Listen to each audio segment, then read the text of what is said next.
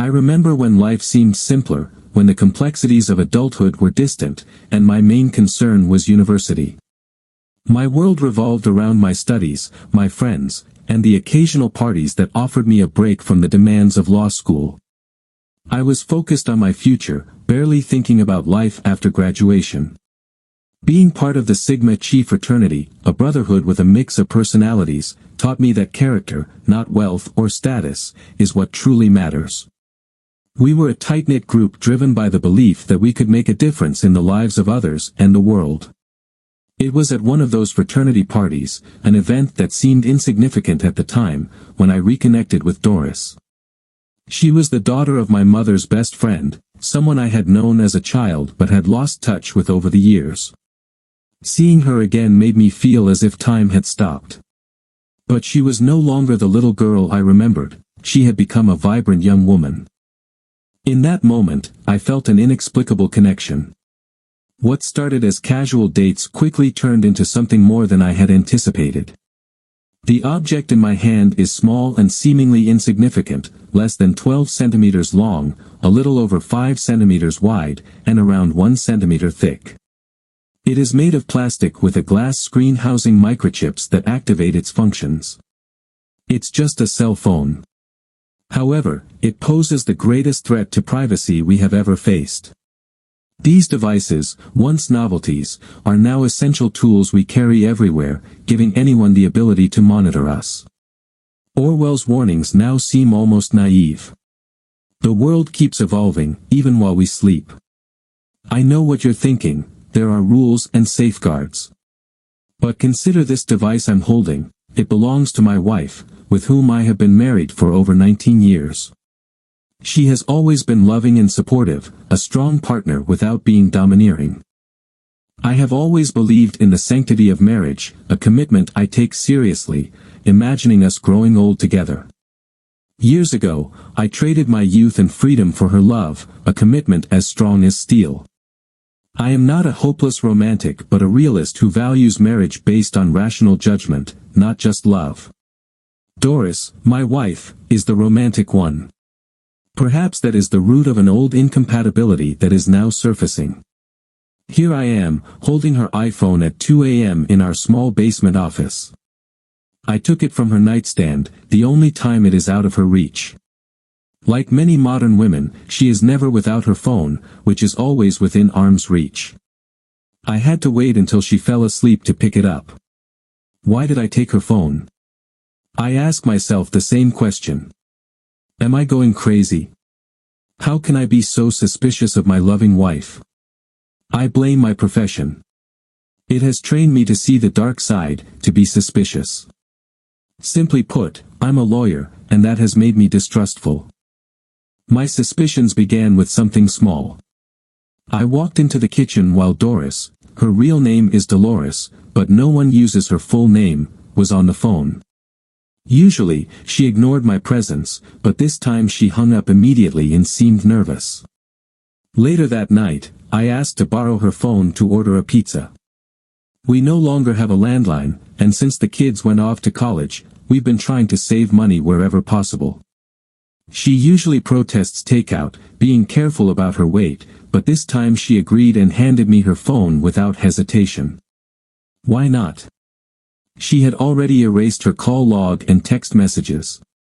To her, it seemed like a good idea, but to me, it screamed deceit. Deleting the logs was as if she was hiding something. Now, I need to find out what that is. I know that intercepting a cell phone is easier than a traditional one. Don't believe me? Just search "intercept cell phone" online, and you'll see the results. I even bought a 99-cent book on Amazon explaining the basics. The main issue with iPhones is jailbreaking, which involves altering Apple's operating system to install non-Apple applications. My daughters unlocked their mother's phone when she first got it, proud of their skills. As I hold my wife's phone and the cable connecting it to the iPad, I hesitate. Should I really do this? Is this the right move? I could be destroying a good 19-year marriage. Why am I looking for trouble? We are a happy couple, and she would do anything for me, though she rarely asks for anything in return. I entered our marriage with some reluctance, but I have never regretted it. Let me introduce myself. I am David Pandon Jr. I was at that fraternity party, but forget what you think you know about fraternities. Sigma Chi, the fraternity I belonged to, was different. We were the largest on campus, but membership was based on character, not wealth or status. Our fraternity included all kinds of people, athletes, nerds, outstanding students, and those on academic probation. We had beer in the basement and tutoring sessions upstairs. It was all about brotherhood and doing the right thing. Failing to meet the standard meant letting everyone down, and that guilt was hard to bear. Being a Sigma meant taking on responsibilities, like being the chaperone at the annual freshman party. Senior brothers like me were tasked with watching over the newcomers. Over the years, in my mind, she had remained a girl, but now she was a young woman, still youthful but undoubtedly more woman than girl. I had to approach her and say hello. Doris was 6 years younger than me, just like her friends. My intention was only to greet her, but Doris welcomed me warmly and kissed me. She had always been friendly, and it was clear she liked to show me off. Being an older student and the host of the Sigma party gave her a small boost. I ended up keeping an eye on her, but soon felt something was missing. I couldn't figure out why, as she was not classically beautiful, but there was something about her fresh and innocent appearance. She was very pretty, about 1.62 meters tall and weighing around 50 kilograms, with soft brown eyes that drew me in. It wasn't love on my part, more a deep attraction. Doris had a cheerful personality, and when she left, I felt an emptiness. I am intelligent and perceptive but also introverted and shy. I tend to retreat into myself, while Doris is extroverted and makes friends easily. She is always the life of the party, but she broke up with me to see other guys, and I accepted it, though it hurt and bruised my ego. In July, after my second year of law school, I needed a summer internship. Getting one after the second year is crucial for job prospects after graduation. I searched in New York, Chicago, Washington, D.C., and other major cities, but the competition was fierce. Finally, I found a job in our quiet college town at an old law firm specializing in eminent domain. My lease was up in June, so I needed a place to stay over the summer. Fortunately, the university opened a dormitory for summer students and needed an older student to act as a responsible resident assistant. The free rent allowed me to stretch my intern salary further. Doris was in summer school and living in the dormitory I supervised. I tried to avoid her until one day, as I was walking up the stairs, I saw her a flight ahead of me. When I reached my floor, she was coming down, seemingly to block my path. "I want to talk," she said. "About what?" I asked, trying to move past her. "About us and the stupid mistake I made." She regretted breaking up with me and asked for a second chance. I was hesitant but agreed to date casually, keeping my emotions in check. This time, Doris didn't play games. Her birthday was on August 15th, and she turned 18 that summer. When I asked her what she wanted, she said, "I want you to make love to me. I'm a virgin, and I want you to be the first." I was surprised because we had done everything except the physical aspect, but I wasn't ready to go further and told her so. She was persistent, and, as usual, Doris got what she wanted. The day after she turned 18 was a Saturday. Doris volunteered at a women's shelter run by the local NA chapter and was there early in the morning. Since she didn't have a car, I had to pick her up at the student lot around 4 p.m. We were still living in the dormitory for a few more days before the new semester started. When Doris arrived, she was wearing jeans and an NA t-shirt, carrying an overnight bag. It was clear we were going to spend the night together, but I wondered why she needed the bag when we lived in the same building. We went to my dorm room, where I didn't have any roommates. I lit some candles and opened a bottle of champagne. We were both nervous, but after a few glasses, things progressed naturally.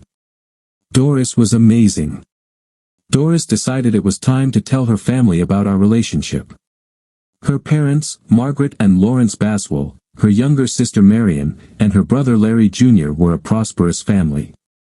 Larry Sr. was an executive vice president at Chamal National Bank, and Margaret taught at Chamal Community College. They were an impressive family and treated me like royalty, impressed by my status as a third-year law student. Margaret, originally from Chamal, had attended high school with my mother, who had become a nurse. Margaret Baswell was an elegant and majestic woman who had aged gracefully, taller than Doris, with a refined beauty. Her husband was a tall, silver-haired businessman who appeared older than his 45 years, while Margaret seemed younger than her age. Their 16-year-old daughter Marion was beginning to gain weight but had her mother's height and features. Larry Jr., 11 years old, was tall and showed promise of a strong build.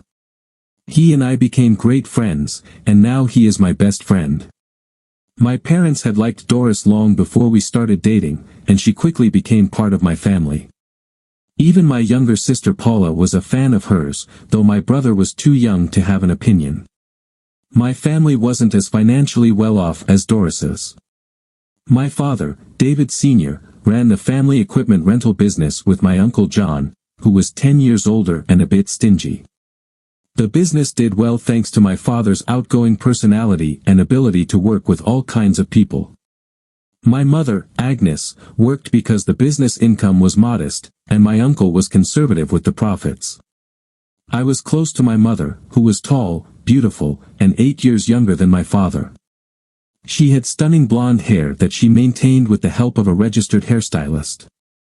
As a nurse, she worked night shifts while earning her master's degree and eventually becoming the head nurse at her hospital.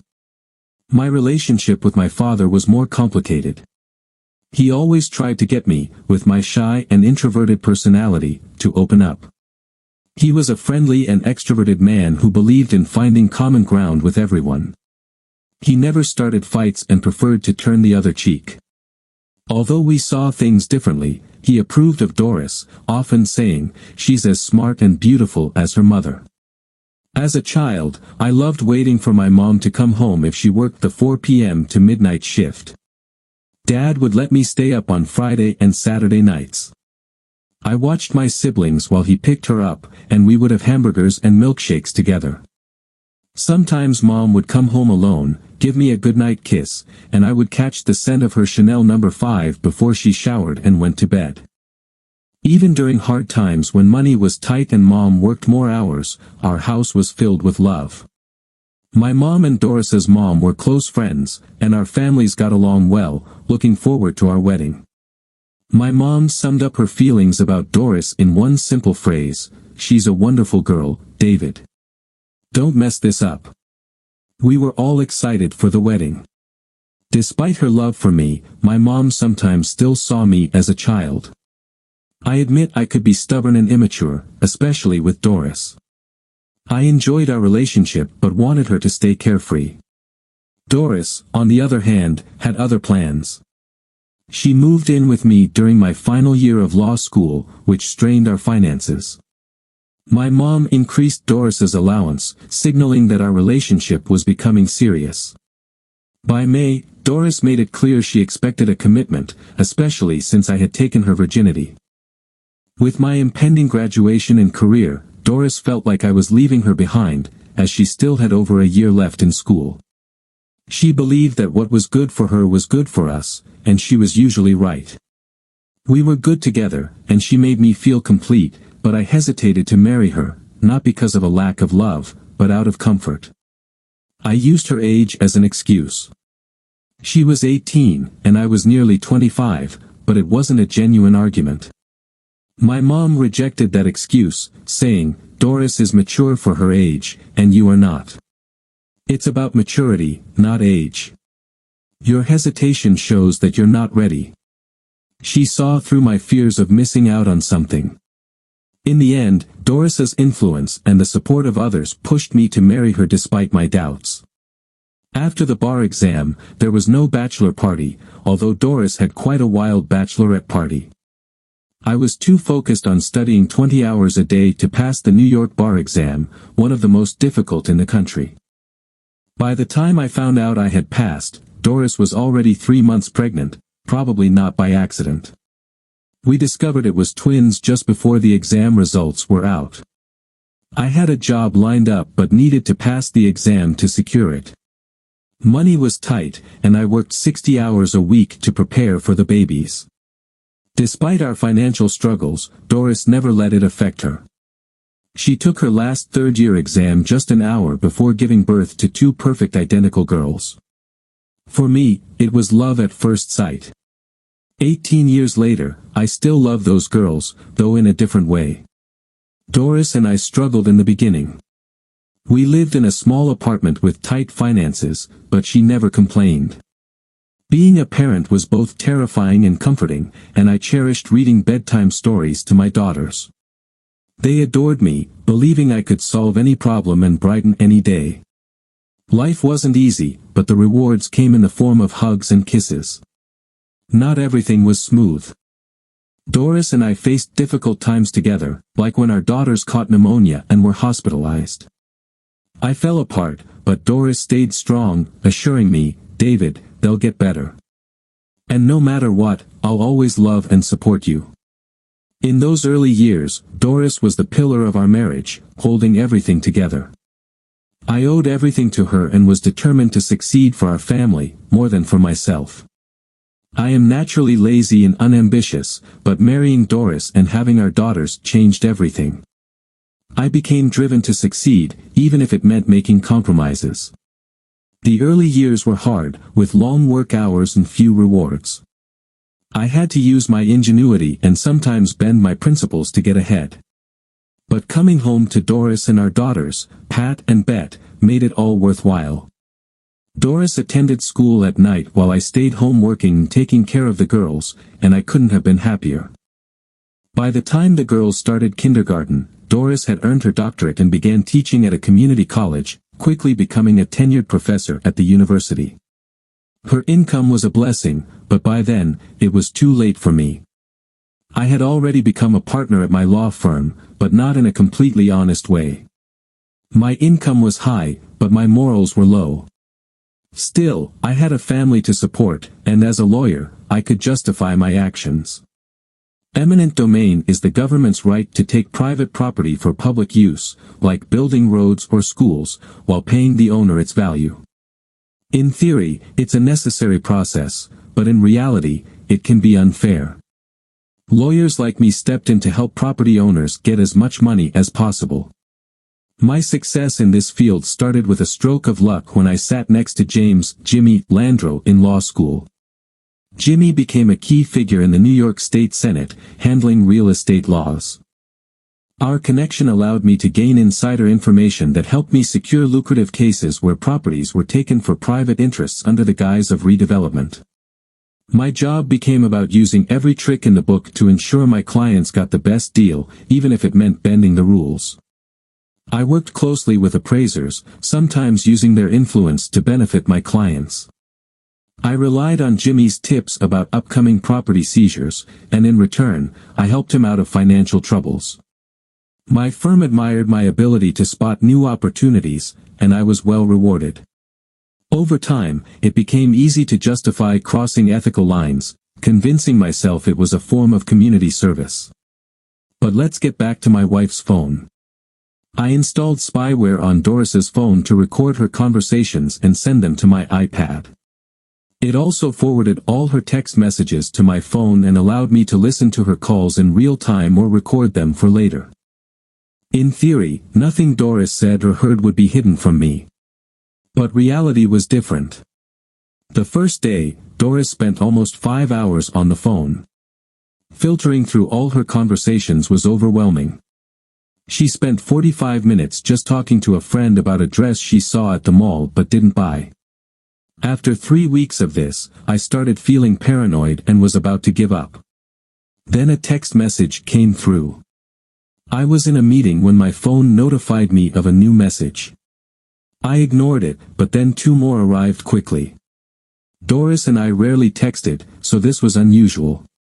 After the meeting, I checked my phone and saw 3 forwarded messages from Doris's phone. Remember, we have lunch today. Mark can't wait to see you. When and where? Oh, at Cooper's at 12:30. Love you. I realized Doris had a lunch date with someone named Mark, who seemed to miss her and told her he loved her. Cooper's was a small, intimate restaurant, perfect for a discreet meeting. It was already past 12, and I couldn't get there in time, but I could eavesdrop. I activated the microphone on her phone and started listening as I drove. At first, I only heard traffic noise, then the sounds of a restaurant and a hostess greeting Doris. Good afternoon. How can I help you? I'm waiting for someone. Oh, there he is. Then I heard the sound of them embracing, or maybe kissing, and exchanging greetings. They talked about work. Apparently, they had worked together at the university. He spoke confidently, complimenting her hair, dress, and beauty. I listened as he charmed her, which would have been fascinating if she weren't my wife. When their food arrived, they began talking about me. About how old, gray, and boring I was. He told her, "You deserve better, and I want to be with you." I can't. I'm married. I plan to grow old with David. Please understand that. Can't you see he's already old? You're still young. Live while you can. If you can't leave him, then we'll be apart. No, I won't cheat on him. I've only ever been with David. I love my husband, but I want you. I need you to feel complete. David needs to understand that. There has to be a way. Give me time, for everyone's sake. Please, I've waited so long. I know, but I need time. All right, but please, no more than that. As I parked in the lot outside Cooper's restaurant, their conversation shifted back to mundane topics. I positioned my car where I could still see the door and my wife's car. They discussed how they needed to be together without jeopardizing her marriage. I still love Dave. We've been together so long. I owe it to him to try to keep this together, Doris said. That's why I love you so much, he responded. He has deep feelings, but I need to show you that pity isn't love, the arrogant man said. When they came out, I saw Doris dressed to impress, not as she had left the house that morning.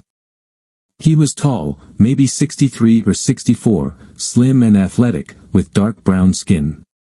Handsome, perhaps, depending on taste, but young, no older than 30. They kissed goodbye, and he held her tightly until she pulled away. Surprisingly, I didn't feel as jealous as I thought I would. Sure, I wanted to hit him, but I needed an advantage, like a baseball bat and the element of surprise. But there is nothing fair about seducing another man's wife. He was just a smooth talker using her until he got bored. Doris, being smart, probably knew that. My wife was playing a dangerous game, not with her lover, but with me. Did she really think I would tolerate it? We had a typical American marriage. Maybe 5% of men rule their homes, the other 95% have to compromise. I had to compromise a lot. Even when I thought I had won an argument with Doris, she always got what she wanted in the end. But Mark was different, new, forbidden, and irresistible to Doris. He offered her an escape from an old, tired husband in an empty nest. Mark was just the first man outside our marriage, but he probably wouldn't be the last. My options were limited: stay with Doris or leave her. Leaving was difficult. We had been through so much together, and I admit I relied on her heavily.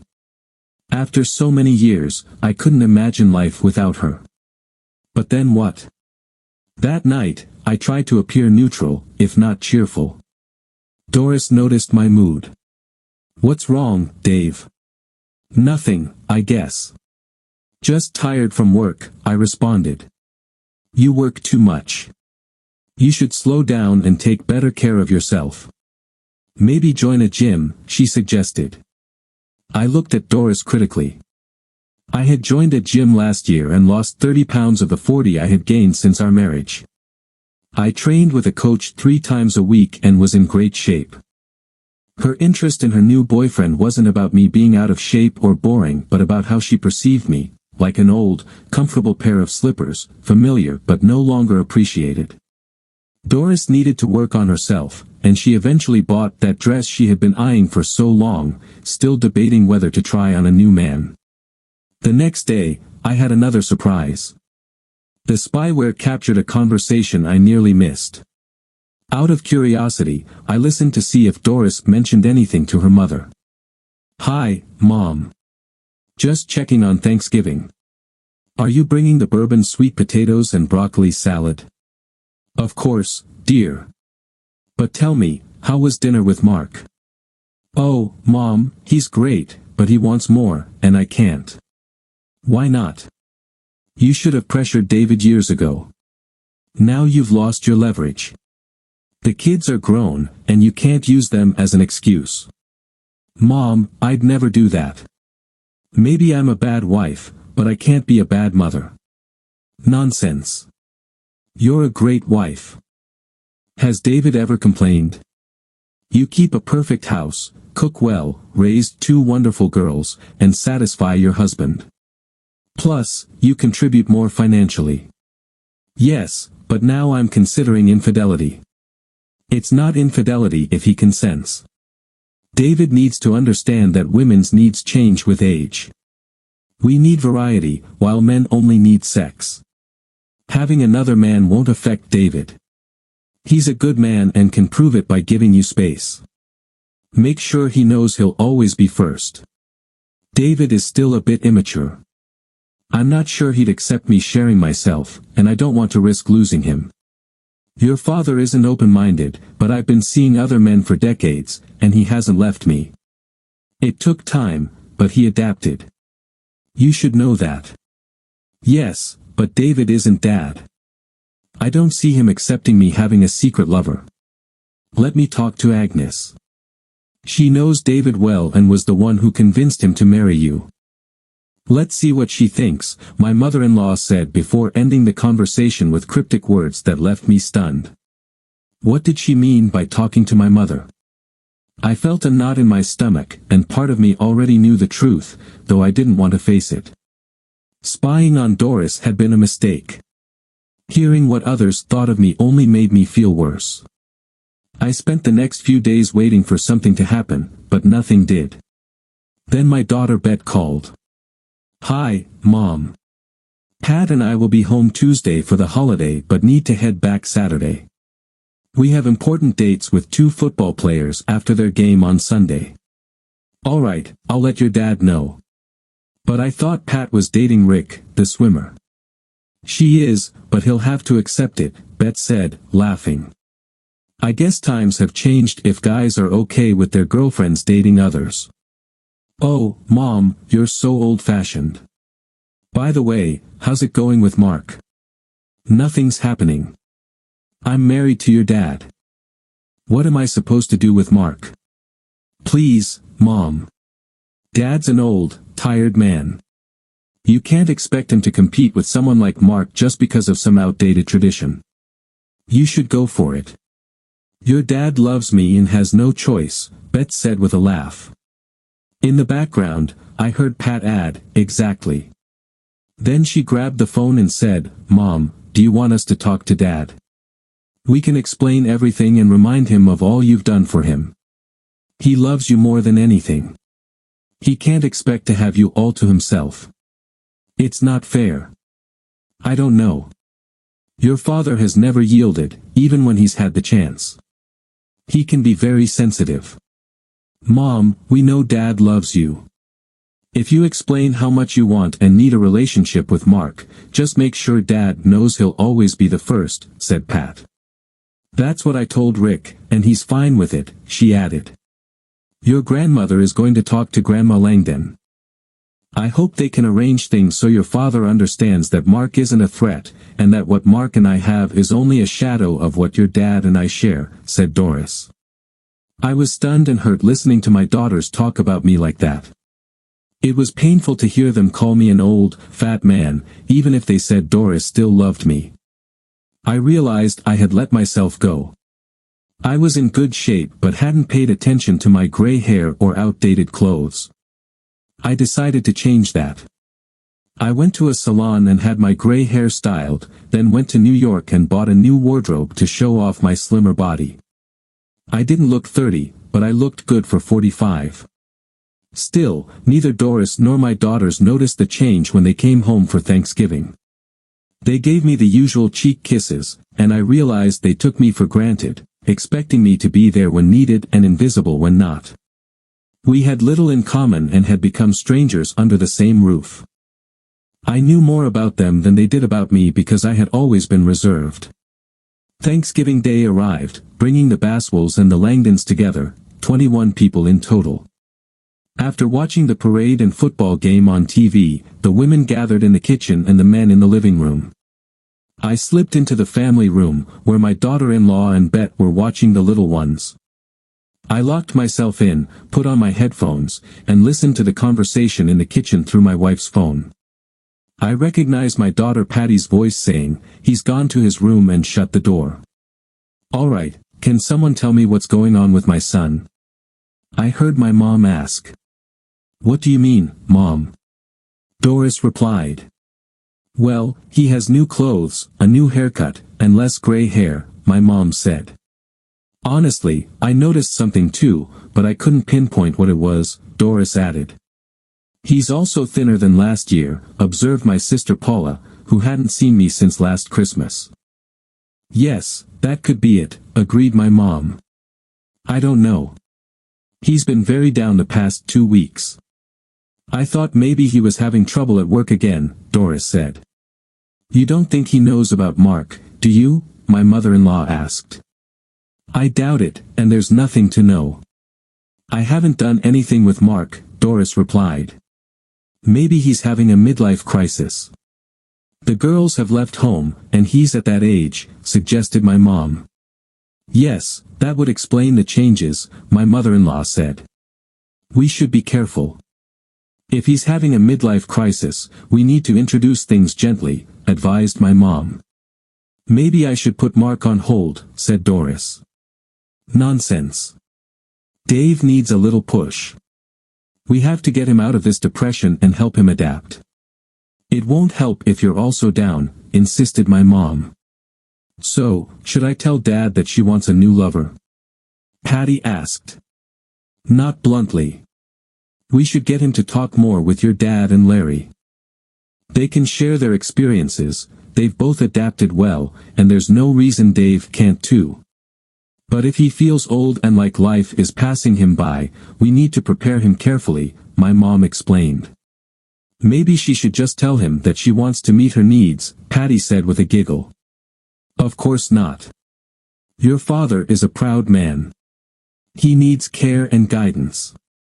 I never let my husband go without, even when he wasn't first in my heart. Dave knows he is loved, and it's up to all of us to make sure he feels it," my mom replied. The conversation continued as the women discussed how to handle me, how and when to prepare me. Larry and my father were supposed to guide me through the realities of marriage with an attractive wife. They seemed to think they were just meeting Doris's natural needs to keep the marriage strong. My mom, with more experience than the others, was the driving force. They talked about me as if I were a child to be managed. I listened until I couldn't take it anymore and went for a long walk. When I returned, Doris seemed worried. No one had noticed I'd left, and my return left them wondering. Later, when we were alone, Doris asked, "What's bothering you?" "I can't say exactly, but I know things have to change, and I'm not sure I'm ready for the unknown. Honey, no matter what, I will always love you. You will always be the most important person in my life," she said, cuddling up to me. I didn't respond because her words made me feel guilty, as they always did. On the first Saturday of December, I went to a Giants game with my dad and my father-in-law. Larry had gotten great seats, and my dad paid for the limo and drinks.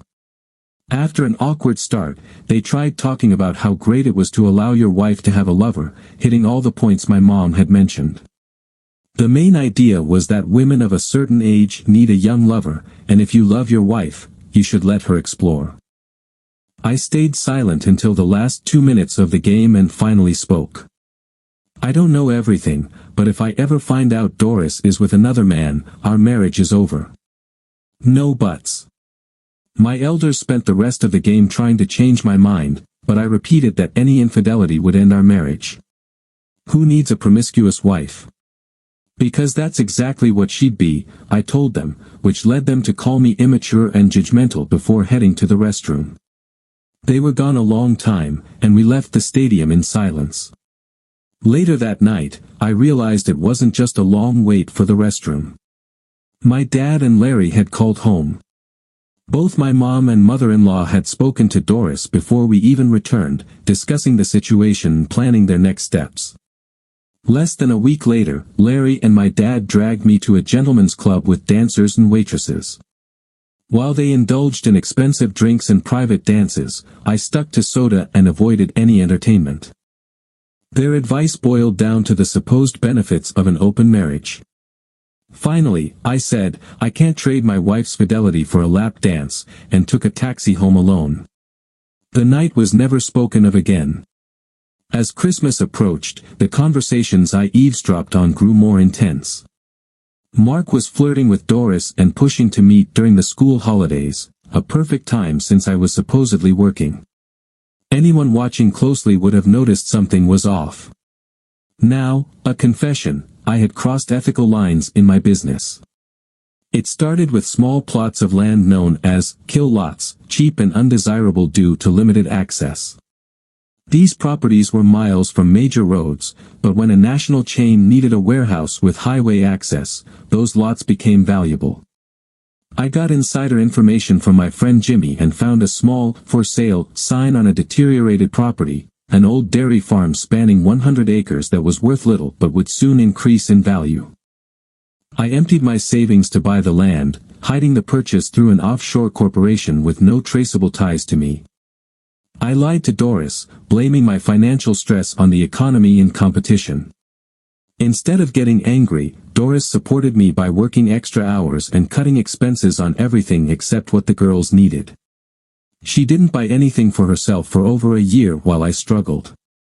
2 years later, I sold the land for a huge profit, but questions arose. I kept a low profile to avoid scrutiny and never touched the money, telling myself it was for our retirement, hoping that by then, no one would question how I had earned it. I was desperate to keep this secret from Doris and our families. We spent Christmas Eve at a relative's house as usual, but we hosted Christmas Day at our home. Doris and my mom coordinated the meal. Doris prepared a roasted turkey, her mom made a crown roast of lamb, and my mom baked a ham. Around 1 p.m.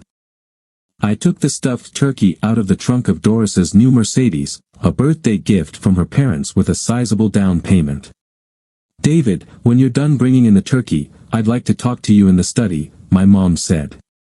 It wasn't a request, but her tone was gentle, almost sympathetic. The study was a small, quiet room at the front of the house. When I entered, my mom was sitting on a short couch and motioned for me to sit beside her. When I sat down, she took my hands in hers, the cool touch reminding me of my childhood. David, what's going on? You don't seem like yourself.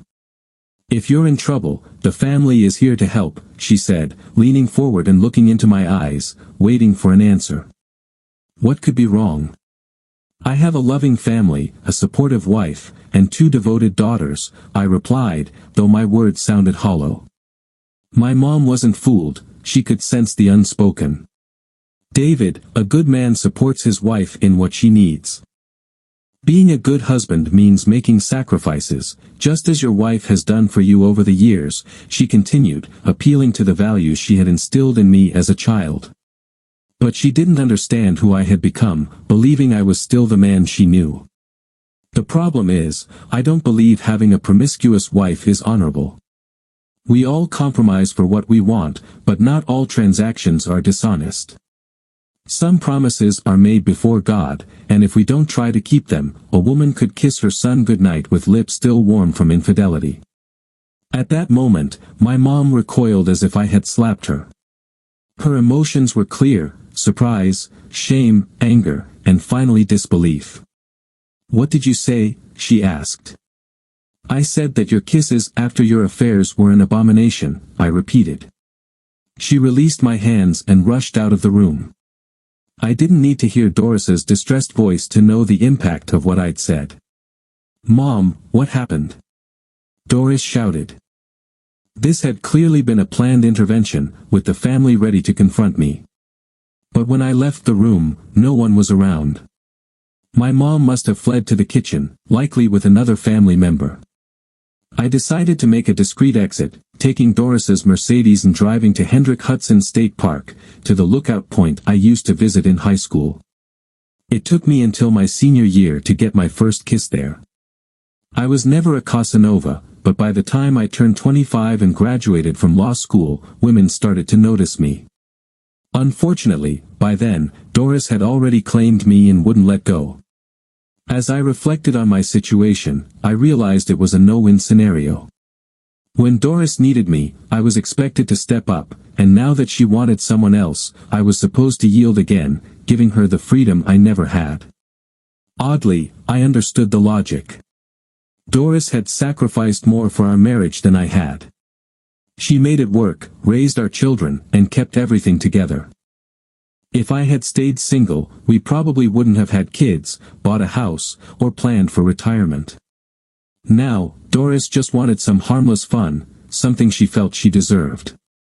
She wasn't denying me the opportunity, she simply didn't think I'd take it. I thought, I'm old and fat.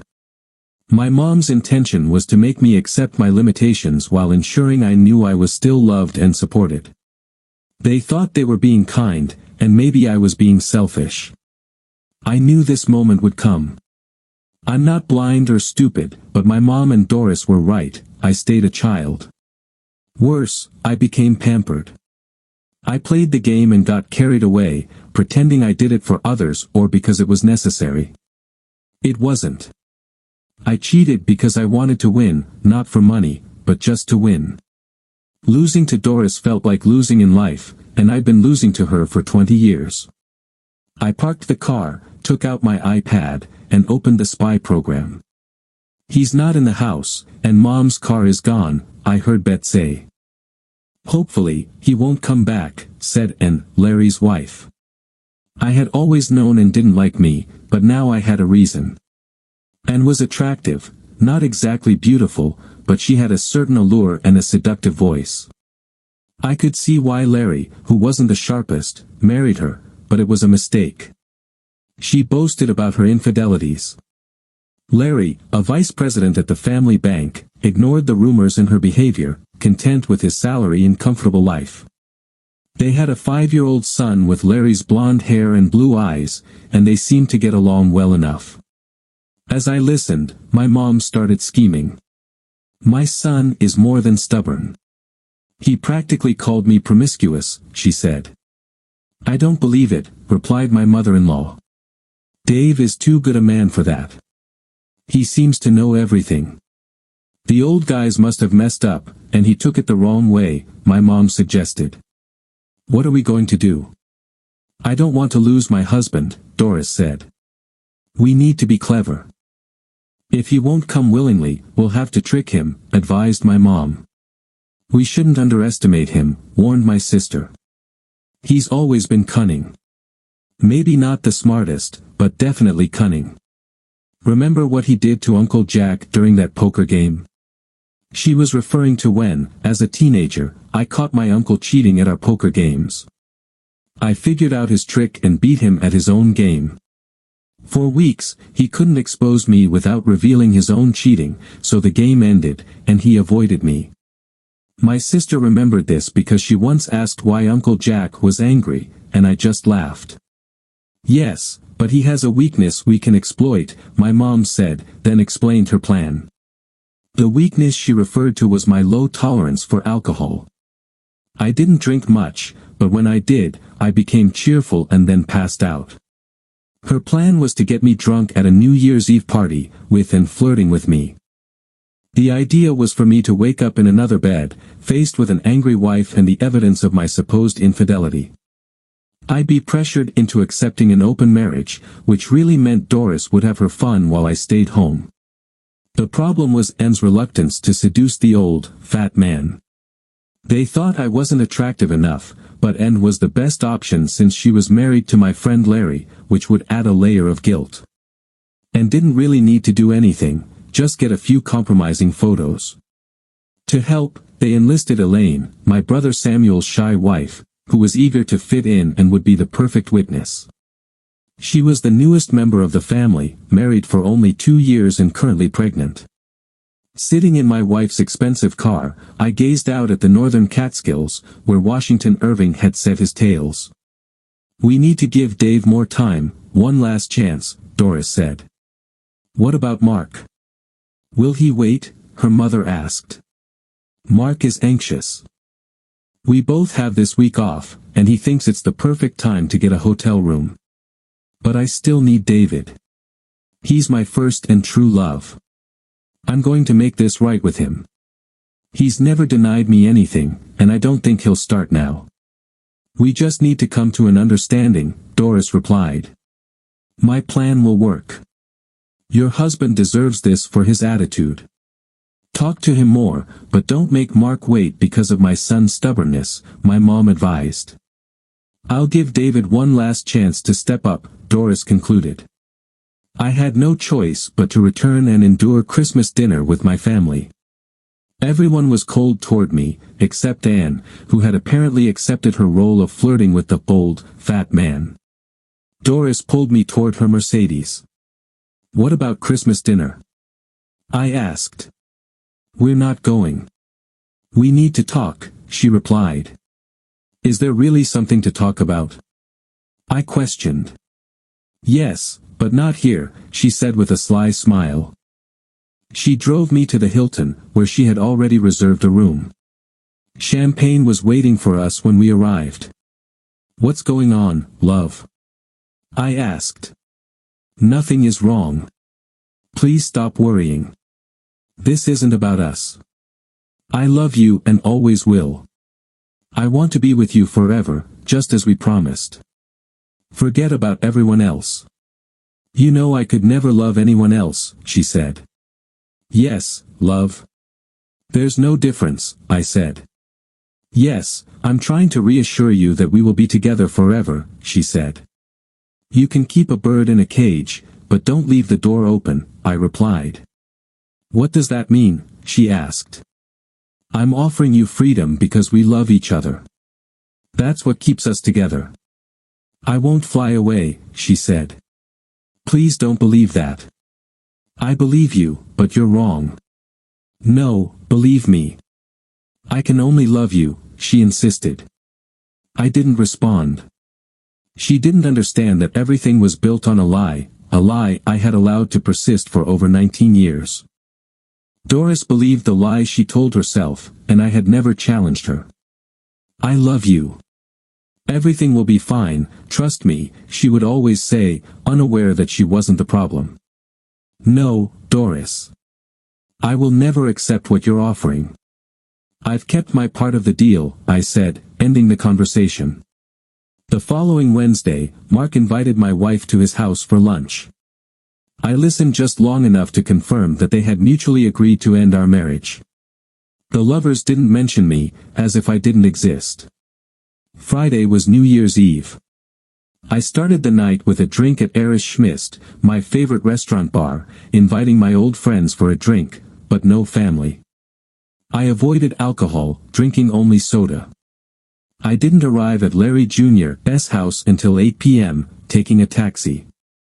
My old Honda was parked at a distance from Larry's house, hoping it would go unnoticed. When I arrived, they offered me a strong drink, but I managed to appear more drunk than I was. They started slowly but quickly increased the alcohol in my drinks. It was hard to shake them off, but fortunately, Anne and Larry had a house full of people. A few trips to the bathroom helped me stay sober while pretending to be completely intoxicated. Anne asked me to dance, and I let her lead. After a while, I responded as best I could, feigning drunkenness. This happened about half an hour after the ball dropped in Times Square, and by that time, I was fully pretending to be intoxicated. I must have been convincing because Anne and Elaine took my hands and began guiding me up the stairs. Once in a room that I assumed was the guest bedroom, they pushed me onto the bed. "I don't think I want you to do this," I said. Elaine stepped back, surprise written across her face. "Damn it," and muttered. "My sister warned you, but who listens in this family? Now both of you, leave and send in that traitor who calls herself my wife," I said as calmly and gently as I could given the circumstances. They ran out of the room.